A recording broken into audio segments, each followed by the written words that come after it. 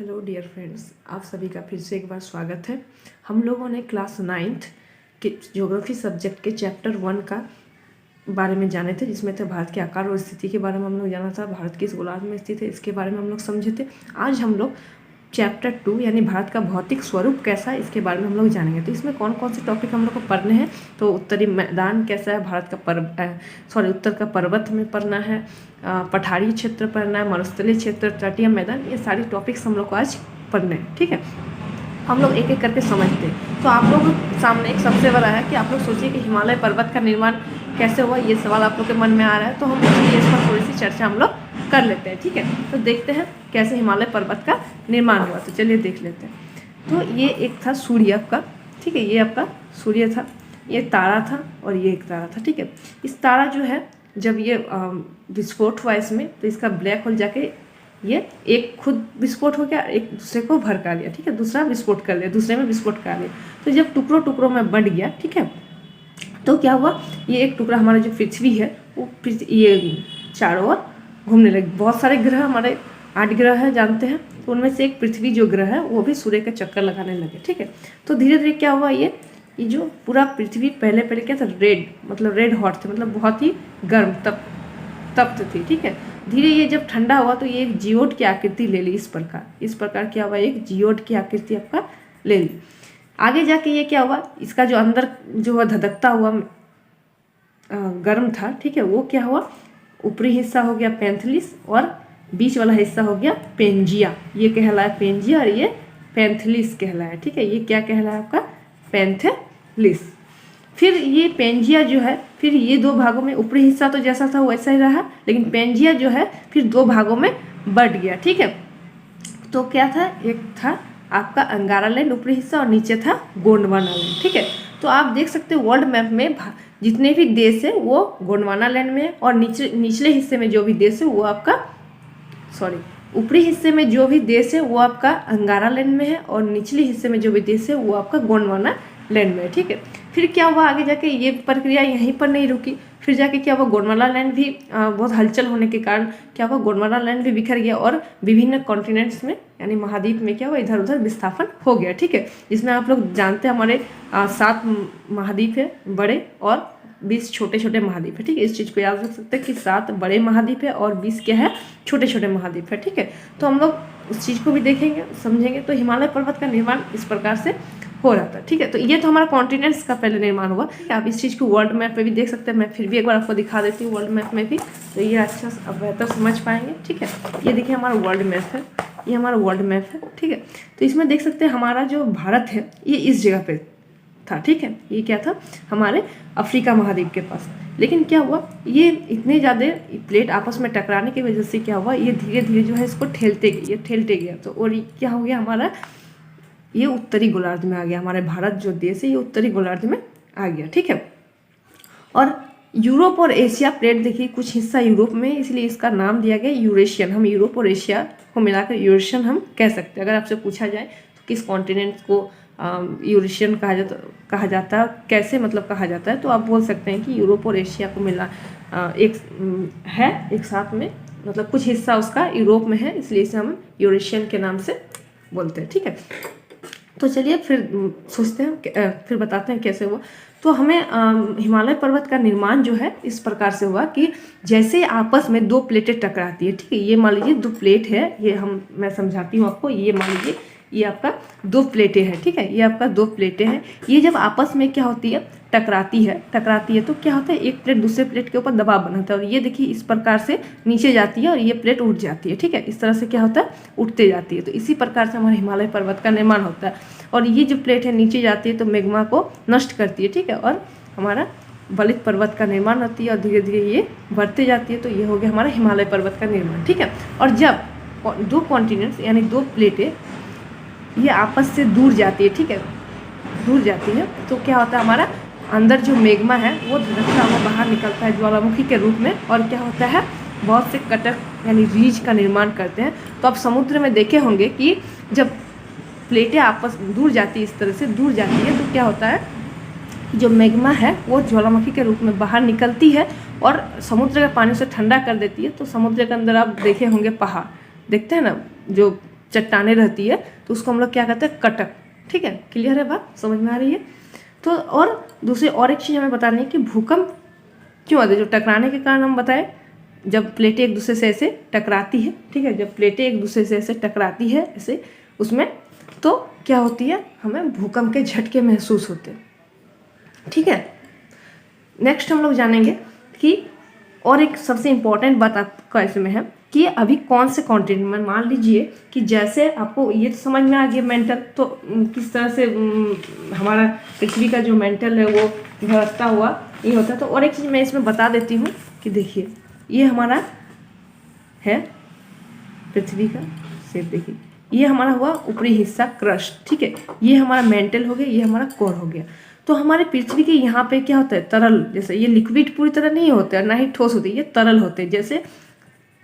जैसे मैं आपको एग्जांपल एक देके समझाती हूँ कि मान लीजिए हमारा पेट, ठीक है, तो हम लोग क्या करते हैं, वो उसमें अगर कोई छोटा सा बच्चा को हम लोग चढ़ा देते हैं तो वो कैसा करते हैं, वो हिलता डुलता है लेकिन उसको धंसा नहीं पाता है। ठीक है, वो अनबैलेंस हो सकता है इधर उधर लेकिन उसको धंसा हम नहीं पाते हैं। ठीक है, तो ये 1% है हमारा क्रस्ट, पृथ्वी यानी धरातल। ठीक है, ये हमारा कितना है, 1% है, महज 110 किलोमीटर। ठीक है, इस तरह से, और इस तरह से हमारा देखिए ये है कुछ यहाँ ये कॉन्टिनेंट्स ये।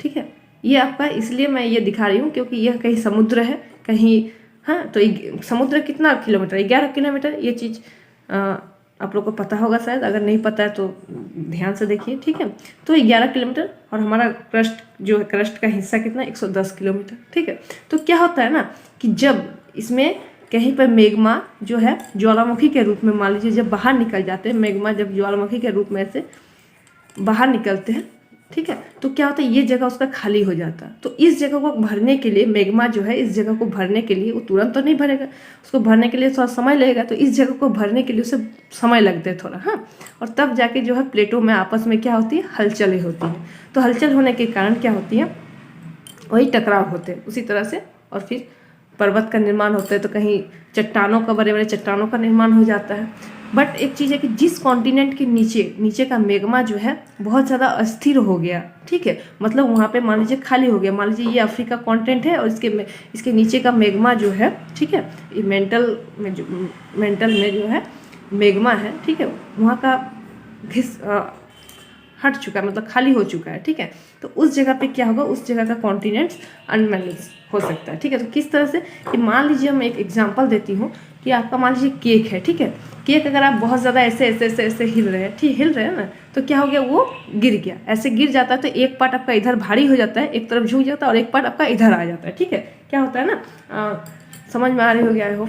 तो फिर से और एक बार मैं बताती हूँ। ठीक है, मान लीजिए आपका ये क्या है, ये मान लीजिए दोनों को मिला करके मैं बताती हूँ। ये ठीक है, केक है आपका। ठीक है, तो अगर आप ऐसे अनबैलेंस हो जाते तो केक क्या होता है, एक तरफ ज़्यादा हो जाता है, एक तरफ घट जाता है, इस तरह से, और हमारा बीच में क्या हो रहा है, देखिए कटक का निर्माण हो रहा है। ठीक है, तो एक भ्रंश का निर्माण हो रहा है। तो हमारे वर्ल्ड मैप में अब बताते हैं आपको कि अफ्रीका जो है, ठीक है, अफ्रीका में क्या हो रहा है, इसी तरह का इसका जो मेंटल है अभी वर्तमान में अस्थिर हो गया, जिसके कारण यहाँ एक बहुत बड़े भ्रंश का निर्माण हो गया। ठीक है, यहाँ पे क्या है, एक बहुत बड़े भ्रंश का निर्माण हो गया है, जिसके कारण अफ्रीका कॉन्टिनेंट जो है 2 हिस्सों में बढ़ जाएगा, एक हिस्सा इधर आ जाएगा और एक हिस्सा आपका इधर आ जाएगा। ठीक है, तो आप लोग को हिमालय पर्वत का निर्माण किस प्रकार हुआ है ये समझ में आ गया। तो चलिए आगे अब देखते हैं कि हम लोग हिमालय पर्वत के बारे में कि कौन कौन से पर्वत श्रृंखला है, क्या है, तो सारी चीज़ों को हम लोग समझते हैं। ठीक है, चलिए हम लोग शुरू करते हैं इसको भी। तो देखिए, तो ये है हमारा मैप में, देखिए मैप में ही समझना है सारी चीज़ों को ताकि आपको समझ में आ जाए। ठीक है, देखिए हिमालय पर्वत है, तो हिमालय पर्वत में क्या है, तो सबसे पहले इसका विस्तार भी हम लोग देख लेते हैं, मैप में देख लेते हैं। ये इंडियन मैप है। तो ये जो एरिया है, ठीक है, ये जो एरिया आपका है, ये पूरा आपका पर्वतीय है, ये आपका मैदानी भाग है, और ये आपका जो है पूरा पठारी क्षेत्र है। ठीक है, और इधर जो है आपका तटीय, इधर आपका तटीय, और यह आपका मरुस्थलीय क्षेत्र है। ठीक है, यहाँ तक बात समझ में आ गई। अब हम लोग जानेंगे कि हिमालय पर्वत में कौन कौन सी पर्वत है, हिमालय के कितने भाग हैं, तो इन सबको हम लोग विस्तार पूर्वक समझते हैं। ठीक है, तो चलिए शुरू करते हैं। इसमें है कि पहला है ट्रांस हिमालय, दूसरा है बृहद हिमालय और मध्य हिमालय और एक है शिवालिक हिमालय, यानी हिमालय को 4 भागों में बांटा गया है। ठीक है, तो कैसे, किस प्रकार हम लोग ट्रांस हिमालय किसको बोलते हैं, बृहद हिमालय किसको बोलेंगे, मध्य हिमालय और शिवालिक हिमालय। तो देखिए मान लीजिए ये हमारा हिमालय का हिस्सा है। ठीक है, तो इसका जो हम लोग के जिस साइड में हम लोग देख पाते हैं भारत की ओर से, तो ये हो गया आपका सबसे निचला हिस्सा हो गया शिवालिक, फिर हो गया मध्य, इसके बाद आपका हो गया बृहद, और हिमालय के उस साइड का हिस्सा, ठीक है, उस पार का हिस्सा क्या हो गया, ट्रांस हिमालय कहलाता है। ठीक है, ट्रांस हिमालय जो चीन की ओर, चीन की साइड में है, यानी कश्मीर, जम्मू कश्मीर की ओर। ठीक है, जम्मू कश्मीर में हमें जाने के लिए जो है सबसे निचला जो है आपका पीर पंजाल, वहीं से उस पहाड़ जो शिवालिक के पास है, ठीक है, वहीं से हमारा क्या होता है, सुरंग बनता है। मान लीजिए, ठीक है, यहाँ दिखा देते हैं आपको, एक है काराकोरम, देखिए यहाँ पे भी आपका है, दिखाते हैं, काराकोरम है, लद्दाख, जास्कर, पीर पंजाल। ठीक है, काराकोरम एक है, लद्दाख है, जास्कर है, पीर पंजाल, और यहाँ कैलाश पर्वत है। ठीक है, कैलाश पर्वत यानी इधर चीन है आपका, तो चीन के साइड में है कैलाश पर्वत। ठीक है, और ये काराकोरम हुआ है, जास्कर हुआ, पीर पंजाल, सॉरी काराकोरम, लद्दाख, जास्कर, पीर पंजाल। ठीक है, तो पीर पंजाल क्या होता है, हिमालय के सबसे निचले हिस्सा में आते हैं, यानी शिवालिक में। तो यहीं से क्या होता है, सबसे ज़्यादा सुरंग वगैरह बनाए जाते हैं कश्मीर की ओर जाने के लिए। तो कश्मीर का हिस्सा हम कैसे नहीं, कश्मीर उस पार में, यानी ट्रांस हिमालय में। ठीक है, कश्मीर क्या है, ट्रांस हिमालय में, और बृहद हिमालय हम लोग के इस साइड में है। ठीक है, भारत के इस साइड में, और कश्मीर को जाने के लिए हमें देखने के लिए क्या होगा, हमका ट्रांस हिमालय को देखना होगा। तो इस तरह से जो इसका विस्तार है, यहाँ से देख सकते हैं पाकिस्तान से अरुणाचल प्रदेश तक। ठीक है, तो क्या होता है, इसकी जो चौड़ाई देखिए, इधर आपका चौड़ा है और इधर फिर छोटा है। ठीक है, तो इसकी चौड़ाई जो है देखेंगे तो 610 है, और लंबाई देखेंगे तो 2500 है। ठीक है, फिर आगे हम लोग समझते हैं इस चीज़ को कैसे, फिर इसमें देखेंगे कि इसमें कौन कौन से पर्वत हैं। ठीक है, उसमें कौन कौन से ग्लेशियर हैं, इन सभी के बारे में हम लोग जानेंगे विस्तार से। ठीक, तो चलिए आगे बढ़ते हैं, इसको भी हम लोग समझ लेते हैं। तो ट्रांस हिमालय में क्या है, 4 मुख्यतः क्या है आपका, चोटियाँ हैं। ठीक है, तो इसमें हम लोग 5 है। तो हम लोग इसमें क्या है, पहला कैलाश है, काराकोरम है। ठीक, यहाँ मैं समझा लिख देती हूँ, बेहतर होगा, यहाँ पर लिख देती हूँ। ठीक है, यहीं पर लिखती हूँ। ठीक है, क्या है, सॉरी यहाँ थोड़ा सा ये हो गया, यहीं पर बताती हूँ, इसको मिटा करके।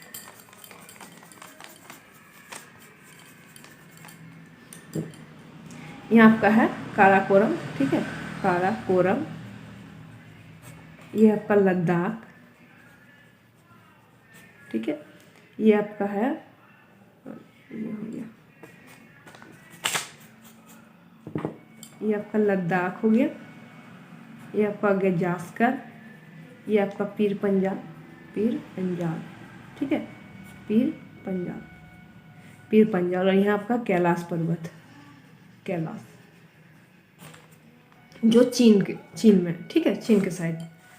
तो हम लोग यहाँ जानेंगे कि काराकोरम जो है भारत की सबसे ऊंची चोटी है। तो हम लोग इसको K2 क्यों बोलते हैं, तो इस तरह से हम लोग जब चोटियों का देखते हैं तो ऐसा नाम दिया जाता है। ठीक है, तो ये इस तरह से हम इसका नाम दिया जाता है, तो K1 K2। तो सबसे ऊंची चोटी क्या हुआ, K2। अगर आपसे ये सवाल पूछे कि ट्रांस हिमालय की सबसे ऊंची चोटी क्या है, तो वो भी K2 होगा, क्योंकि ट्रांस हिमालय में K2 है आपका, है ना।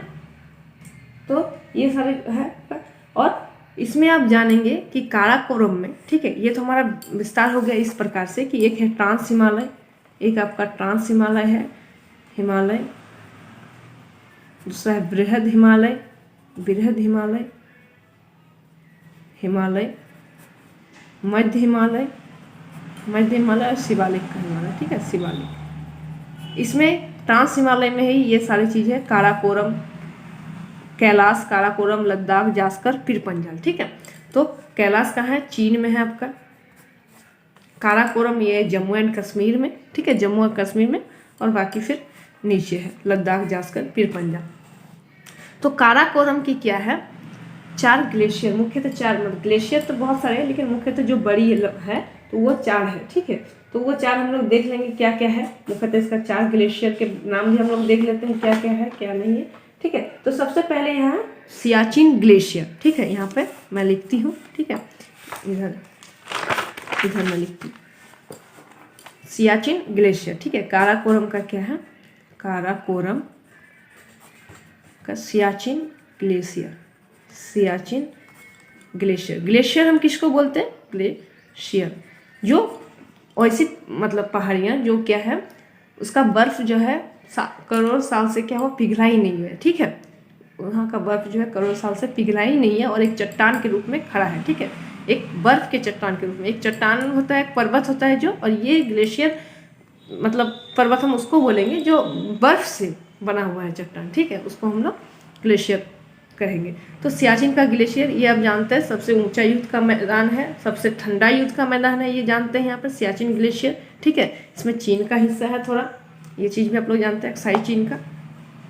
तो फिर आगे बढ़ते हैं, यहाँ कितना डिग्री टेम्परेचर रहता है, -60 डिग्री हमेशा, इसीलिए ये कभी पिघलता ही नहीं है, ठीक है। दूसरा है इसका, और एक है आपका बियाफो ग्लेशियर, ठीक है, क्या है बियाफो, एक है बाल्टोरो, एक है बाल्टोरो और एक है हिस्पर, ठीक है, हिस्पर। ये आपका 72 किलोमीटर है इसका, ये 63 है, ये 62 है, ये 61 किलोमीटर है, ठीक है, किलोमीटर है, समझ में आ रहा है। एक है आपका लद्दाख, लद्दाख में भी एक है, ठीक है, राकापोसी, लद्दाख, लद्दाख का क्या है राकापोसी चोटी, राकापोसी चोटी, ठीक है। तो समझ में आ रही होगी आप लोग को, और ठीक है। तो ये सारे हैं हमारे ट्रांस हिमालय का हिस्सा। अब हम लोग आगे बढ़ेंगे, ट्रांस हिमालय से आगे अब बढ़ेंगे हम लोग बृहद हिमालय की ओर, ठीक है। हम लोग बृहद हिमालय का समझते हैं, ठीक है। तो बृहद हिमालय कहाँ पे है, तो हमारा आपको हम समझा चुके हैं कि भारत के इस ओर है जो हम लोग इस हिस्सा को देख पाते हैं, मान लीजिए ये हिस्सा आपका ट्रांस हिमालय हो गया, ये बृहद, ये मध्य, ये आपका शिवालिक। मैं यहाँ भी समझा देती हूँ, ठीक है। यहाँ पे आपका ट्रांस हिमालय इस ओर हो गया, ये आपका बृहद हो गया, फिर हो गया आपका मध्य, फिर सबसे निचला हिस्सा हो गया शिवालिक। आप देख सकते हैं यहाँ सबसे निचला हिस्सा क्या है शिवालिक है, ठीक है। अब यहाँ और एक चीज़ देखेंगे कि इसमें कौन कौन से आपका ये है मतलब पर्वत है, ठीक है। यहाँ पे जो आपका शिवालिक में भी हम लोग देखेंगे कौन कौन से शिवालिक हिमालय में भी देखेंगे हम लोग कौन कौन से पर्वत है, का माउंट एवरेस्ट, सारी चीज़ों को हम लोग इसको भी कवर करेंगे, ठीक। तो सबसे पहले हम लोग देख लेते हैं, चलिए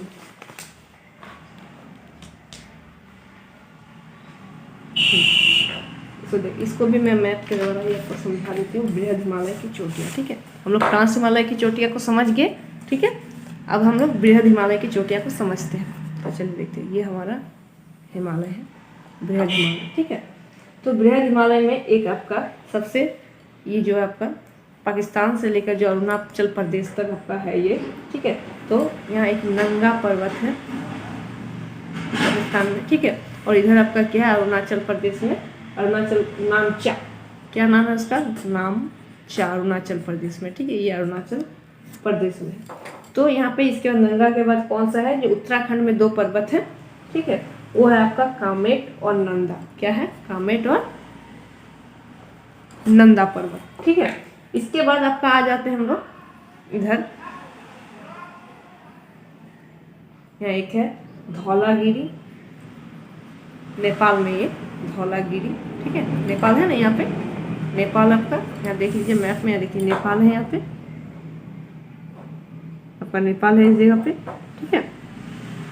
तो यहाँ पे कौन कौन से आपका देखिए यहाँ पे दिया गया है कि नामचा बरुआ जो आपका अरुणाचल प्रदेश में, नामचा बरुआ, देखिए यहाँ नामचा बरुआ अरुणाचल प्रदेश की ओर जो फैला हुआ है, ठीक है। तो इसमें चलिए हम लोग देख देते हैं नेपाल में कौन कौन से पर्वत है ये भी हम लोग देख लेते हैं। यहाँ पे बताए, एक धौलागिरी है, ठीक है, अन्नपूर्णा, ठीक है, और है अन्नपूर्ण और मनसालू, गौरी शंकर, छुयू और माउंट एवरेस्ट जो नेपाल में है, माउंट एवरेस्ट, ठीक है। एक है मैकालू, ठीक है। तो मैकाल एक है, आपका एक मैकालू है, मैकाल जो आपका मध्य प्रदेश वहाँ है, वो अलग पर्वत हुआ, ठीक है। ये आपका मैकालू पर्वत है, ठीक है, ये आप ध्यान में रखिएगा, गड़बड़ नहीं कीजिएगा। और यहाँ पे आपका कंचनजंगा, क्या है आपका कंचनजंगा जो नेपाल और भारत के बॉर्डर पे है, ठीक है, कंचनजंगा, ठीक है। मैं इसका नोट्स आप लोग को दे दूंगी, ठीक है। आप बस समझिए, समझने के लिए मैं ऐसे फिगर बना रही हूँ, ठीक है। तो चलिए फिर आगे बढ़ते हैं, हम लोग इस चीज़ को देख लेते हैं कि कौन कौन से पर्वत है। ये तो मैं आपको बता चुकी हूँ, यहाँ भी आप देख सकते हैं, आपका मैप में भी दिया हुआ है, ठीक है। बढ़िया से देख सकते हैं कि किस तरह से क्या है क्या नहीं। यहाँ देखिए धौलागौरी, अन्नपूर्णा, मैकालू, ये सारी पर्वत है जो नेपाल में है। इधर आपका उत्तराखंड में बता चुके कामेट नंदा, ठीक है। और इधर आपका यहाँ पे बॉर्डर पे जो है आपका ये कंचनजंगा है। इधर आपका नामचा है अरुणाचल प्रदेश के बाद। यहाँ तक को समझ में आ गई है, ठीक है। अब चलिए हम लोग आगे की ओर बढ़ते हैं। और एक चीज़ मैं बता देती हूँ कि जो है हमारा बृहद हिमालय, जैसे माउंट एवरेस्ट, ऊंची ऊंची चोटियाँ यहाँ पर मिलती है बृहद हिमालय में। और आपका मध्य हिमालय में क्या है, घूमने की जगह, जैसे कि रानी खेत, इसके बाद आपका वो क्या बोलते हैं उसको, कुल्लू मनाली, ठीक है। और शिवालिक जो है हरिद्वार, हरिद्वार इस साइड में, शिवालिक के इस साइड में, और उस साइड में आपको देहरादून मिल जाएगा, ठीक है। तो हमारा हो गया, हम लोगों ने क्या क्या समझा, ट्रांस हिमालय का निर्माण कैसे होता है, ट्रांस हिमालय, बृहद हिमालय, मध्य हिमालय, शिवालिक हिमालय, ठीक है। सारी चीज़ों को हम लोग समझ चुके हैं। और किसका अब हम लोग जाएंगे दूसरी ओर, हम लोग पठारी क्षेत्र को समझते हैं, ठीक है। हम लोग अब पठारी क्षेत्र को समझते हैं। झारखंड में क्या है, पठारी क्षेत्र, क्यों जानते हैं, क्योंकि उसके नीचे बहुत सारे खनिज पाए जाते हैं, ठीक है। तो अब आगे इसको और बढ़िया से हम लोग समझते हैं पठारी क्षेत्र को। तो मैदान में मैं आप लोग को मैप में इस तरह बता चुकी हूँ कि ये आपका पठारी क्षेत्र है, यहाँ से यहाँ तक सब, हाँ। तो एक है मध्यवर्ती उच्च भूमि, मतलब एक ऊपर वाला हिस्सा, और एक आपका नीचे वाला हिस्सा। तो चलिए हम लोग नीचे वाला हिस्सा को देख लेते हैं, फिर ऊपर वाला हिस्सा को भी देख लेंगे, ठीक है। तो चलिए शुरू करते हैं।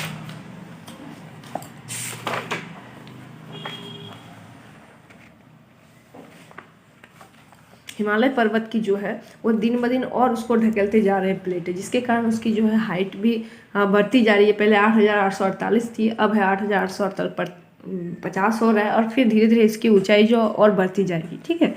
तो प्लेटों के टकराव के कारण ऐसा हो रहा है। तो चलिए फिर इसको समझते हैं वितरण किस प्रकार से है।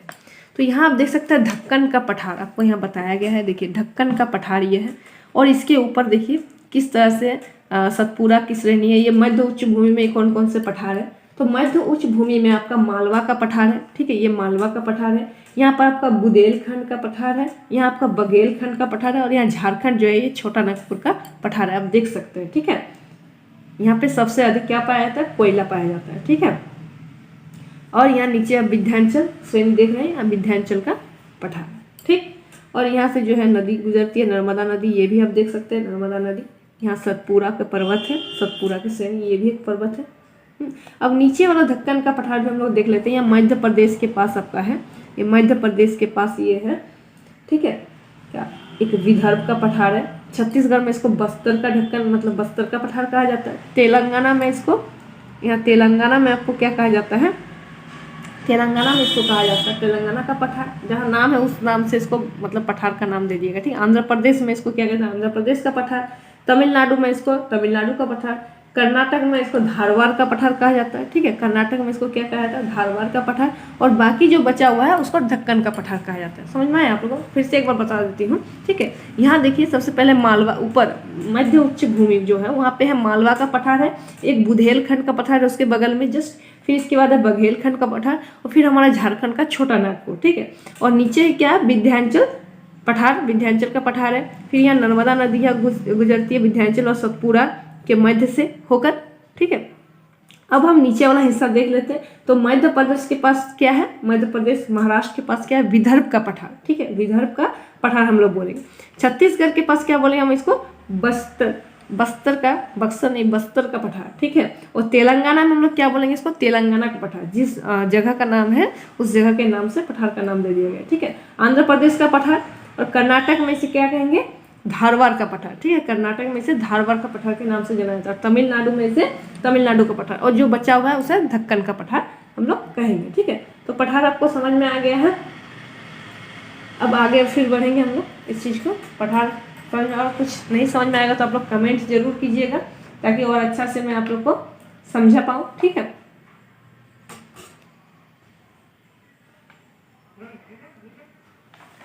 और मैदानी क्षेत्र में क्या होता है, सिंधु नदी और ब्रह्मपुत्र नदी के कारण क्या होता है, मैदानी क्षेत्र फैला हुआ है हमारे भारत।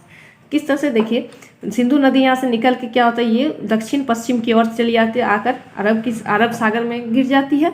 और हमारा ब्रह्मपुत्र नदी जो तिब्बत से निकल के इधर क्या होता है, बंगाल की खाड़ी में आके गिरती है। ठीक है, पद्मा से मिलकर, पद्मा यानी गंगा, जो यहाँ पे आके आपको उसका नाम पद्मा हो जाता है, तो उससे आकर मिलती है बंगाल की खाड़ी में। तो ये से मैदानी क्षेत्र है। तो हमारा क्या क्या कवर हो गया वो देख लेते एक बार। पर्वतीय क्षेत्र, पठार क्षेत्र, प्रायद्वीपीय क्षेत्र, मरुस्थलीय क्षेत्र और तटीय मैदान, वो भी देख लेते हैं। ठीक है, क्या आपका मरुस्थलीय क्षेत्र, तो मरुस्थलीय क्षेत्र भी आपको पता है कि हमारा मरुस्थलीय क्षेत्र किस जगह पे, इधर है आपका थार का मरुस्थल, राजस्थान में सबसे बड़ा है मरुस्थलीय क्षेत्र।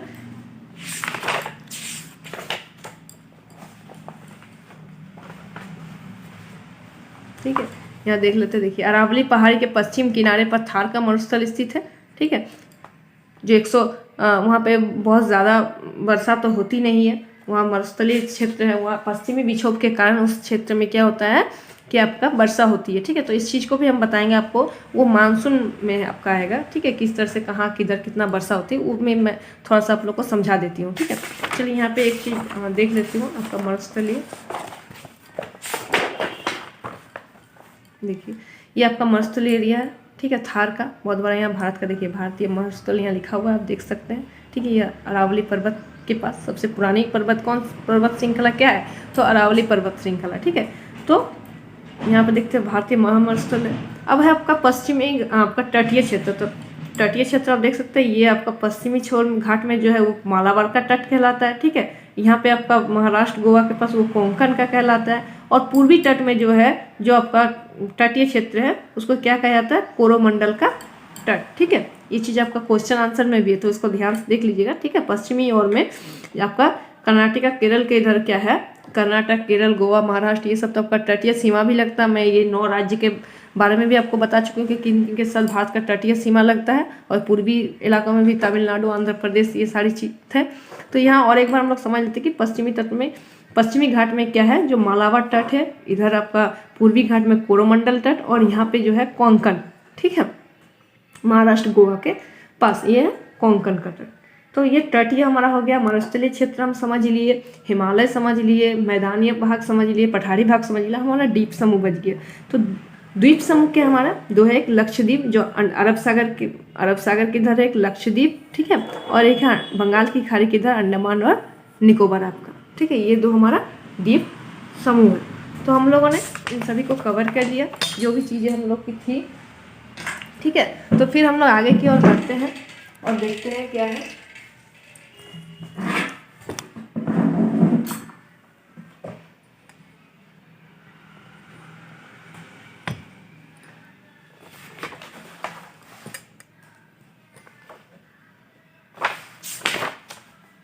क्वेश्चन आंसर को थोड़ा सा देख लेते हैं। ठीक है, ताकि आप लोग को अच्छी तरीके से समझ में आ जाए। हाँ, और एक चीज़ छूट गया था, वो है मानसून। मानसून में मैं आप लोग को थोड़ा सा समझा देती हूँ। ठीक है, ये है आपका, मैं इधर देखिए, जब हम लोग मानसून किसको कहते हैं तो वो भी हम लोग थोड़ा सा समझ लेते हैं। ठीक है, मानसून के बारे में भी जानना जरूरी है। तो मौसम के हिसाब से जो दिशा बदलती है, दिशा बदलने वाली जो पवन है, जो हवा है, ठीक है, उसको हम लोग मानसून कहते हैं। ठीक है, तो किस तरह से, जैसे मान लीजिए ये अरब सागर है, तो अरब सागर में समुद्र का पानी से जो भाप बनता है, वो भाप क्या होता है, आगे जाके बादल बनता है। ठीक है, बादल बन के वो ऊपर उठती है। ठीक है, तो दक्षिणी ओर से जब जो ये जगह, तो इसको समझने से पहले मैं सबसे पहले आपको एक चीज़ बताती हूँ कि ये देखिए हमारा एक कर्क रेखा, ये भारत के बीचों बीच से गुजरती है। एक मैं आप लोगों को बता चुकी हूँ कि भारत की विषुवत रेखा क्या है। विषुवत रेखा यहाँ पे फिर से मैं एक बार थोड़ा सा छोटा सा समझा देती हूँ। ठीक है, ये है आपका विषुवत रेखा, ये कर्क रेखा, ये आपका मकर रेखा। ठीक है, तो जब क्या होता है कि कर्क रेखा हमारे मई जून में सूर्य क्या होता है, कर्क रेखा पर होती है। ठीक है, वो जून के महीने में। हाँ, और सितंबर में आपका यहाँ फिर विषुवत रेखा में होती है, और फिर हमारा दिसंबर में क्या होती है, यहाँ पे होती है, यानी मकर रेखा में सूर्य। तो क्या होता है, उस एरिया में उस हिसाब से गर्मी पड़ती है। जैसे कर्क रेखा में होगी, तो जब हमारा कर्क रेखा में है, ठीक है, जैसे ये कर्क रेखा में अभी सूर्य मतलब धीरे धीरे आ रहा है, तो क्या होगा, इस एरिया में हम लोग को गर्मी पड़ेगा, ठीक है, और इस एरिया में जो लोग रहेंगे उसको ठंडा महसूस होगा, ठीक है। लेकिन जब विषुवत रेखा में सूर्य की किरणें रहेगी तो दोनों और बराबर रहेंगे, ठीक है, थोड़ा गर्मी थोड़ा ठंडा, तो सभी को बराबर वहाँ मिलता है।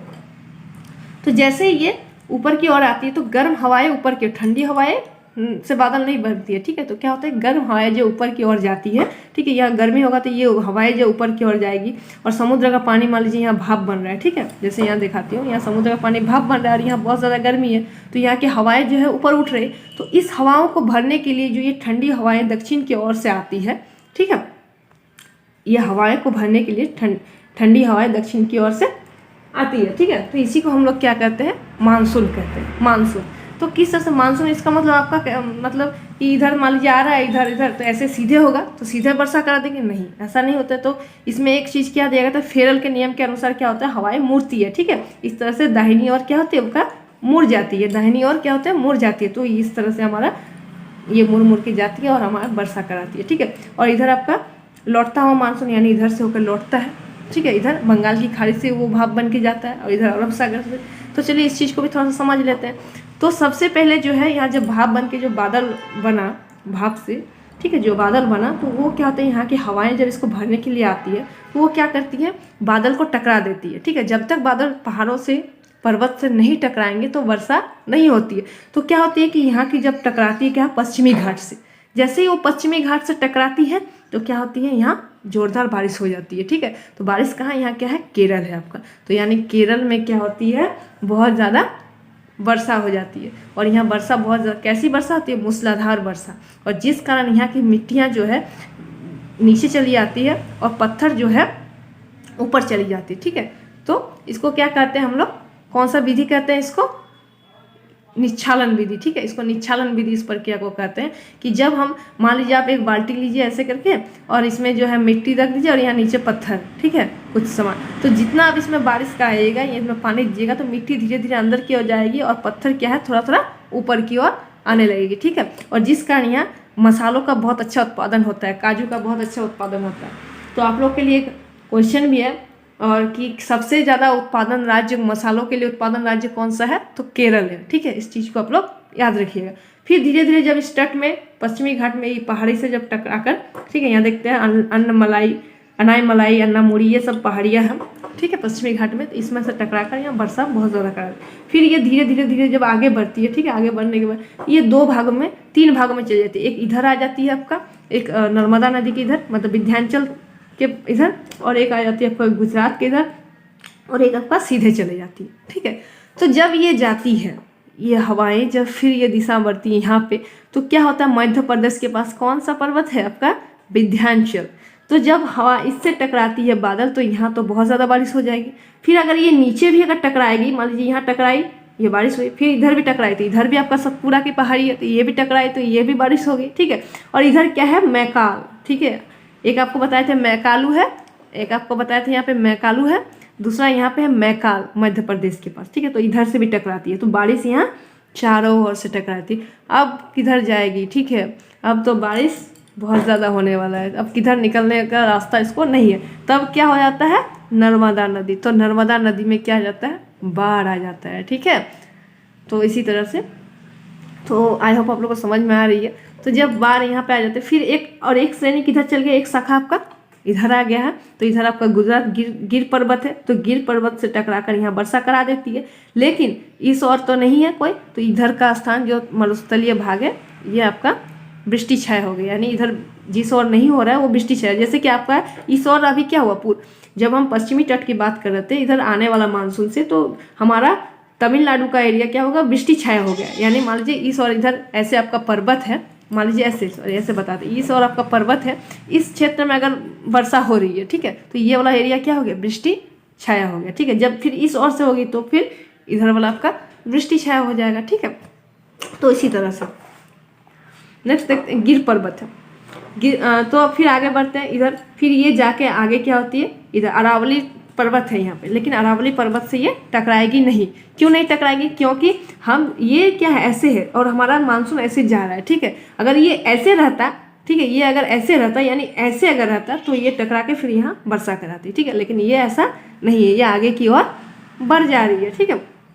तो जैसे और तो यहाँ आपका थोड़ा थोड़ा तनिक तनिक दिल्ली में हो जाएगा वर्षा, दिल्ली में भी थोड़ा बहुत, और फिर जाके ये पूरा क्या हुआ जितना वर्षा, यहाँ तो और कोई पहाड़ नहीं है, यहाँ रायसीना की जो पहाड़ी है दिल्ली में थोड़ा सा टकरा के थोड़ा सा मोड़ा थोड़ा थोड़ा वर्षा करा देती है। और फिर पूरा जो बादल बना था, ठीक है, ये अरब सागर से बन के जो पूरा बादल, एक शाखा जो एक इधर गया था एक इधर और एक शाखा जो आगे गया था, ये पूरा जाके क्या किससे टकराती है, शिवालिक से।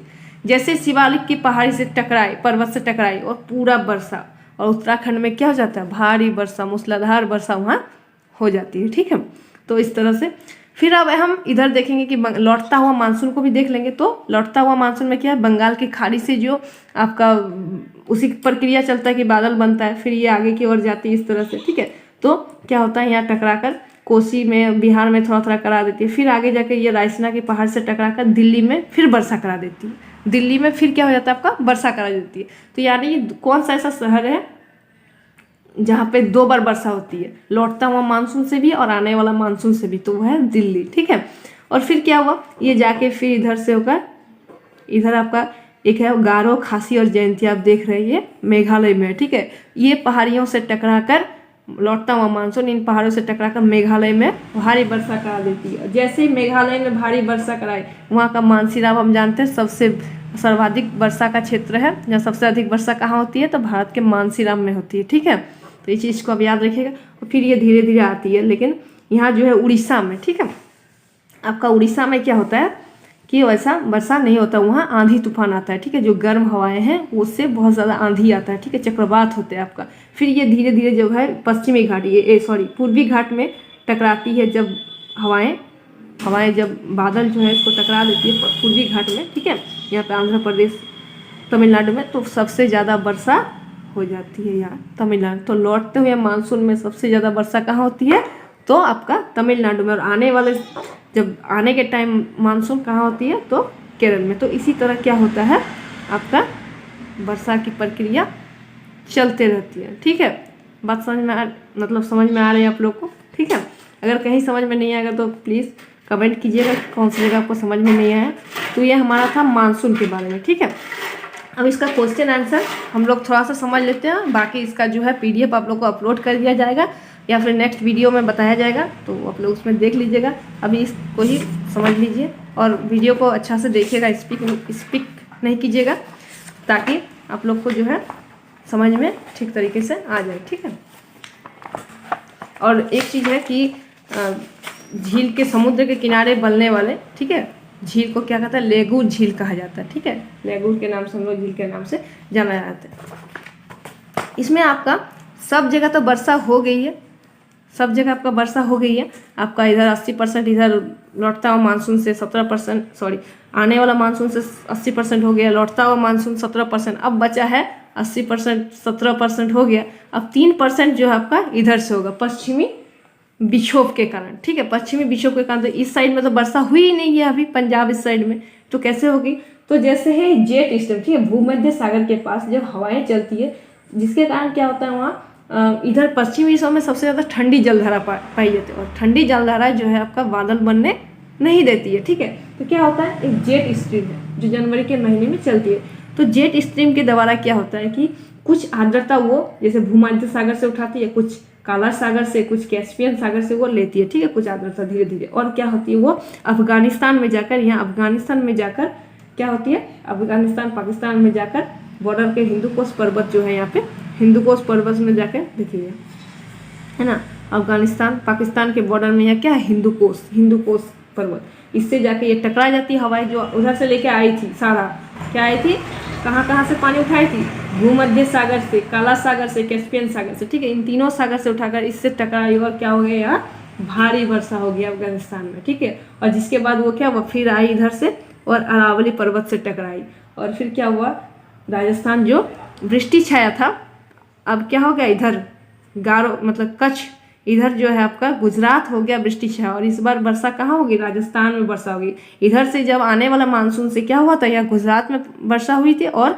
राजस्थान आपका वृष्टि छाया हुआ था। लेकिन इस बार जो है आपका वृष्टि छाया का हिस्सा कौन सा हो गया, ये गुजरात हो गया, और मरुस्थल ये राजस्थान का इलाका में पानी हो रहा है। ठीक है, तो यहाँ तनी तनी वर्षा हो जाती है। ठीक है, पंजाब में और हरियाणा में, राजस्थान में।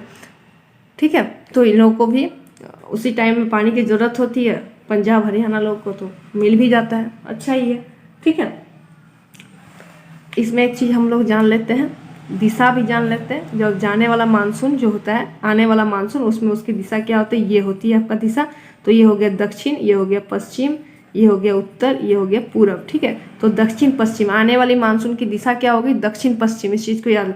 और लौटता हुआ मानसून की दिशा क्या होगा, उत्तर पूर्वी, ठीक है। उत्तर पूर्वी, देखिए उत्तर पूर्वी होकर लौटता हुआ मानसून आते हैं और इधर से होके जाते हैं। तो इस चीज़ को भी आप लोग याद रखिएगा, किधर से होकर जाती है, कहाँ जाती है ये नहीं देखना है, किधर से होकर जाती है, इस चीज़ को आप लोग ध्यान में रखिएगा, ठीक है। वीडियो थोड़ा लंबा हो जा रहा है तो आप लोग फिर भी देख लीजिएगा अच्छा से। इसमें कुछ क्वेश्चन आंसर है, इसको भी हम लोग नेक्स्ट वीडियो में कर लेंगे, ठीक है। बहुत सारा है तो आप लोग पहले उसको समझ लीजिए, और अगर आप लोग सकिएगा तो क्वेश्चन आंसर को भी बना के रखिएगा, और नहीं तो मैं फिर अगले वीडियो में इसको बता दूँगी, ठीक है। वीडियो को अच्छा से देखिएगा, चैनल को सब्सक्राइब कर दीजिएगा और बेल आइकन को भी प्रेस कर दीजिएगा ताकि नोटिफिकेशन सबसे पहले आपको मिल जाए। Thank you.